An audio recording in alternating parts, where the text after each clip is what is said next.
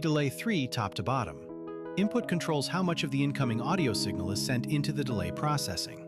The time knob lets you set the delay interval between the echoes, milliseconds when tempo sync is off, and in intervals of 16th notes when tempo sync is turned on. The keep pitch switch sets the echoes to keep their original pitch when you change the time knob. When off, the time knob also changes the pitch of the echoes, which is great for tape stop and rising or falling effects. The smoothing slider controls how quickly time changes happen. Higher values mean slower, tape-like pitch glides when the keep pitch switch is off. It is very useful for automation. The offset knob creates left-right timing differences, which is a percentage of the main time knob. Its behavior changes based on the delay model. It makes delays bounce or pan.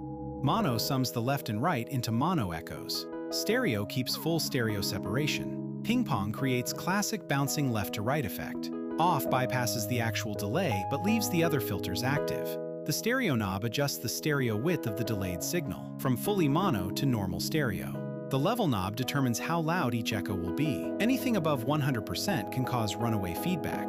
The cutoff knob filters the frequencies applied to every echo. The resonance knob boosts frequencies right around the cutoff point. These allow you to choose the filter type applied to the echo. Low pass darkens, high pass thins, band pass isolates mids, and off disables the filtering. The sample rate knob can lower the sample rate on echoes, creating a vintage digital delay sound.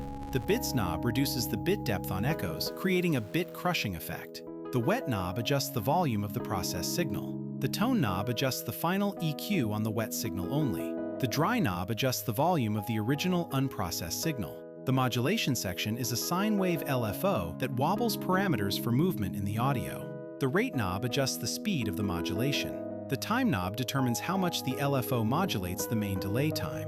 The cutoff knob determines how much the LFO modulates the feedback cutoff.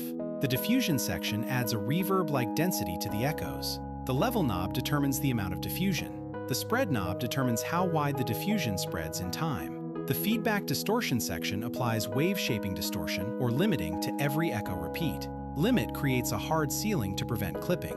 Saturation creates an analog tape-style soft clipping. The level knob creates a threshold where distortion starts. The knee knob determines the softness of the distortion curve.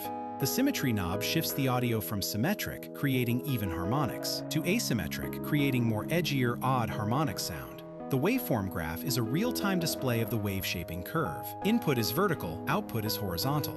Comment on what plugin you would like looked at.